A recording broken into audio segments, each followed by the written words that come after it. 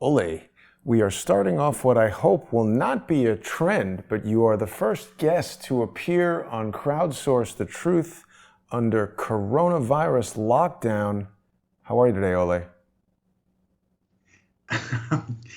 I'm good. It's like being in a very weird movie, and it's a very strange feeling because it's like a combination of what could be really bad news or what could be really good news. It's very confusing. I get intel from all over the place, but pointing in two diametrically different directions. So, but today is the first day of we're locked in. We've been locked in since 8 o'clock this morning, and I was out on the roof checking at 8 o'clock, but traffic moved on almost like normal, but no pedestrians, no people walking on the beach, no nothing.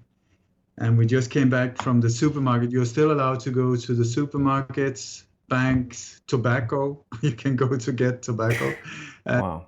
and walk your dog, and that's about it. Emergencies you're allowed to as well. But the military has now been given power over the police, and so it's like I've been everything we've been stalking for a long time, but now I've been checking like alternative escape routes out of this place where I am now, and we've got like a rope hanging down the roof, and it's like we just came down from the supermarket here, and it's like only one person is allowed in there, and the guards with masks on, and and yet last night there were cars driving around with loudspeakers, stay inside your houses, Wow. because hours you have to stay indoors. So it really is like being in a Will Smith movie where, well, it's very strange. It's also very strange because you're totally frozen here. There should be no effect on the internet, but there's something happening that's very unusual. I don't understand. The motion is, we got a weird thing happening. Ole, we should say that we're also joined this morning by Cody Snodgres. Cody, how you doing? Doing good. Glad to be here. Thank you. And anything happening where you are with regard to coronavirus? Yeah, Anything there's a extreme? whole lot. Yeah, there's a lot of things happening here in Colorado. We're in El Paso County, Colorado, which is just the same county that Colorado Springs, Colorado's in. And as everyone knows, it's a big New World Order hub. Buckley Air Force Base in Denver, and Colorado Springs has multitudes of military. Peterson Field Air Force Base, 4th Infantry Division, 10th Mountain Division at Fort Carson. There's the Space Command Center, all kinds of military stuff around here. So I've been getting a lot of reports from people who are on active duty. They don't want their names used in, little snippets of intelligence they're not putting out on the news around here. So there's a lot going on in this area. Friday, 3 days ago, they had their first death here in El Paso County from COVID-19. It's about maybe 12 miles from where we are right now. And the governor of the state, Gerald Polis, came down here and declared a state of emergency, did a press conference and so forth. So we're sitting at about 131 cases that they know of right now that they're reporting. So there's a lot going on around here. Wow. I think we just lost Ole, so maybe, I don't know, maybe everybody being home in Spain, everybody is Netflix and chilling right now or something. But we're going to be starting our sponsor exclusive show at 11:30 a.m. Trying to get Ole back on the line. Yeah, and your comms, Jason, are real staticky and kind of difficult to hear. I don't know if there's something wrong with the connection. That's really weird. I mean, I've been boasting about this fiber optic connection for a couple of weeks, and everything about it seems to be working and in effect, but yet we've lost Ole. Not sure what to make of that. Cody, I don't know if you've been following what I've been doing the past couple of days here in New York City, but I've just been walking around kind of like checking out the usual spots to see what's what. And a lot of changes here in New York. Interesting. Yeah, my fiber optic is going at about half the speed that's expected. So that's strange. And we can't get Ole back. What do you think? Oh, wait. Yeah, perhaps he'll call again or give it a few minutes and something will pick up. But we've been experiencing technical delays. Let's just call it that. I think it's interference from the deep state, but there's been a lot of strange activity. Here we go. We got him I back. did talk. Okay, good. I tell you, I've got some weird things going down. The website shut down a few hours ago. We got it back up again, but now when I touch the letter T on the keyboard, the computer shuts down. I don't know what it is, but I managed to sort of navigate it to the key number T, and when I do especially if I write something, boom, it just shuts down right away. I have no idea. And it's giving me about 1 frame per minute or less instead of 30 frames per second in your video image here. So I don't know. Who knows? We're down the rabbit hole here, Ole. I mean, did you ever think that this would descend on us so quickly? What's your take? Give us the overall feeling there in Spain. You're on lockdown. What does that mean? You're at home. What's going on around you? It means that either we're in a bad place, where the door could be knocked in at any time, or we're not. So it's like, what can we do? We're not allowed to drive anywhere. We're not allowed to go anywhere. We're not allowed to go outside the house. I mean, we walk to the supermarket because we live very closely, but there's a roundabout sort of like 20 yards. And we separated so that we wouldn't walk next to each other. It's like bizarre because you're only allowed to go one at a time, and so it's like how to deal with it. I just feel that I'm going to focus on keeping the balance, also try and calm people down, because if we freak out, that has never helped anyone. Right. But it's like hour by hour, we have no idea what's going to go down. I don't know. If you want to get paranoid very easily, you can get very scared here. Because people it's like in Denmark, they just tried a few days ago to force through a law where the police was given the authority to just knock anyone's doors in if there was any suspicion about the coronavirus, that you were affected by it. So who decides who's got a sneeze and who's just not a person around? Exactly. We've got. But Kim and I have started today a daily show. We call it Spain in Quarantine, and then talks with Kim and Ole, whatever, where we just take people on this trip together with us, and where we try to just show how we deal with it. I mean, I'm not an expert, and yet again, I'm calmer than most under fire. So it's like, what can I do except just, and then it's just one day at a time, 1 hour at a time. We don't know. In New York, Governor Cuomo made a speech yesterday where he was basically asking businesses to close 50% capacity. They want restaurants to not allow anyone to sit inside the restaurants, just takeaway orders and stuff like that. So they're really changing the nature of day-to-day life in New York City, basically totally shutting out any kind of social activity. Seems to me, yeah. Can I just say, apparently in the comments, people are saying they can't hear me. I don't know if that's true or not. I can hear you. We can make you loud. Well, I can hear me. But no, it's the same here. All shops are shut down, bars, restaurants. Kim and I went down a restaurant the day before yesterday, just before they closed, and had 2 Coronas by the beach. That's good. Whoops. Did you freeze again? Oh, no, there you are. Yeah, it's very strange. I don't understand how the coronavirus could be affecting the internet, but I guess maybe a lot of people are home just hitting up the internet. But this is a direct fiber optic line right into here. It shouldn't be happening. What can we expect next? Cody, we've spoken for a long, long time about these types of operations. We've looked at the Georgia Guidestones in the past. What can we say about any of this relative to some of this stuff? Well, the Georgia Guidestones, people can Google that up. They've got it in many languages. There's stones here in America and Georgia that talk about New World Order plans and directives. One of them is to reduce the world's population to 500 million.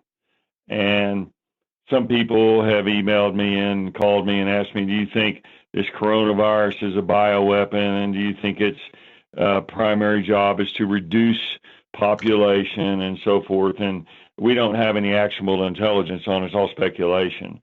But right here, I did talk to, I can't use their name, but I did talk to a person that's active duty at the Space Command Center. I know two people out there. One works for the CIA now, and the other is a contractor. And he told me Friday morning that there was a lot of activity there that's unusual. There's it's mostly Air Force and CIA personnel there, but right now there's Army, Navy, Marines, a lot of different people who aren't normally there. And I asked him, do you think they're working on martial law plans for this area? And he didn't say anything. He immediately looked down at the ground, and that was his way of saying basically yes. But it's all classified, and they can't talk about it. But the problem we have around here is the large number of military bases in this area, and the government will always act to protect its military first, regardless of what's happening. And so the potential for a lockdown or some type of martial law activity in this particular area, or anyone in the U.S. that's around military bases, or anyone overseas for that matter, there may be something like Ole is talking about, hour by hour, day by day. You have to watch it because they can spring this stuff on you really fast and make an emergency declaration or emergency power.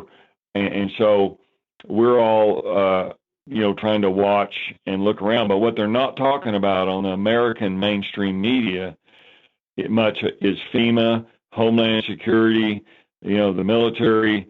Everyone's focused on, the lines at Walmart, people grabbing the last roll of toilet paper and all the panic that's being fueled by the media. But I would suggest that there is a lot of activity in the government and the shadow government that's going on underneath the radar right now. Wow. Nancy McGuire is watching us on Periscope. She says bars and restaurants are closing in Michigan at 3 p.m. today. I went to a local restaurant on Friday night, but by Saturday, just the news and even the comments were so heavily pressuring this idea that it's irresponsible to go to a restaurant. There was some article from a journalist in Italy saying that Italy was selfish about this. I'm not sure if we still have Ole. He's frozen on the screen there. Can you hear us, Ole? We've lost Ole. Wow. So, Cody, is this the new normal? Is everybody going to live inside their house ordering crap from Amazon.com and never talking to anybody except through Skype? Well, I would suggest that for the next few weeks, like right here in Colorado, they just closed the schools. I heard there was 27 million students nationwide right now that are not going to school. Some schools here had spring break, and they just added an extra week, to help slow the coronavirus. But it could be the new normal for the next month, 2 months. I've heard estimates of 6 months. Wow. This is something new. We don't know how many shortages there are going to be. We don't know exactly the full nature of the spread of this COVID-19 virus. There's a lot of things that are simply unknown, and a lot of the rescue workers and hospitals are making stuff up as they go, just trying to to keep up with the clusters in their areas and so forth. They did put a triage tent up in front of one of the main hospitals here in preparation for what they think may be a big load of patients. So 1.9 million test kits are supposed to be available here this week in America, and as they begin testing more, like they're doing in South Korea and Italy, more cases are going to show up. And so it's hard not to panic, and it's hard to know what's going on. I've been getting calls from all around the world, emails, all kinds of stuff, people going, what's going on, what's going on? And there's very few real answers.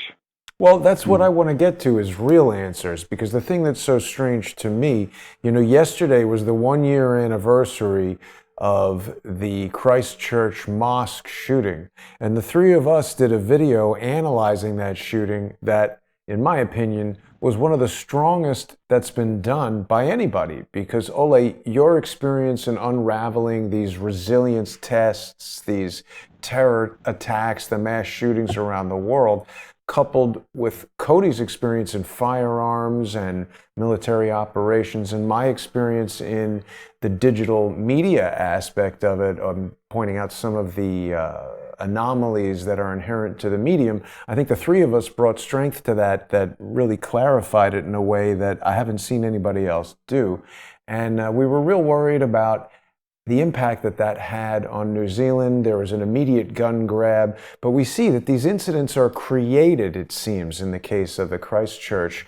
And that's not to say that no one was shot in New Zealand, but the video that we were presented with, there's a lot of evidence that video does not correlate with shooting deaths. It's a piece of media that's put out there to get people very emotional, and there were a lot of people who were afraid of looking at that video.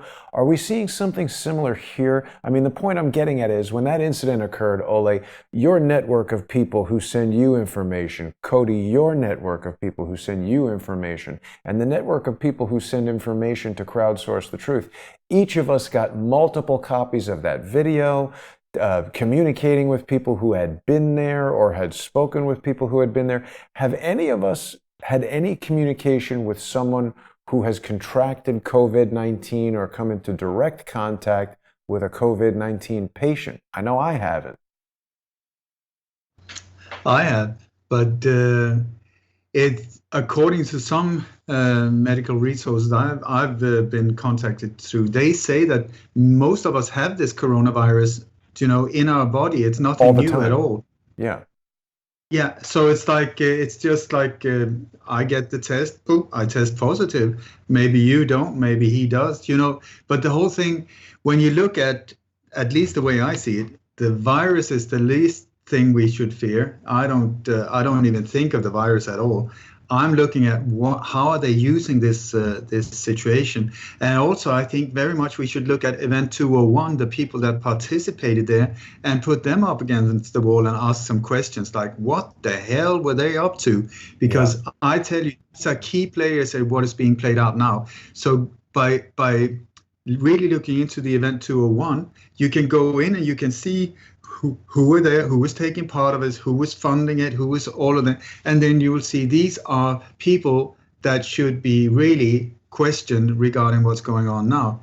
And like Ole Dammegard, my old favorite, the guy that exposed himself, showing that he's the chief of security in Stockholm at Landstinget, something called Cooperation or Samverkan, which has a lot of international connections into very, very high level, what I would call terrorism, but what they called resilience activity. Right. And he is now the guy in Sweden that is being interviewed about shutting down the whole of Stockholm in quarantine. Really? So that is major.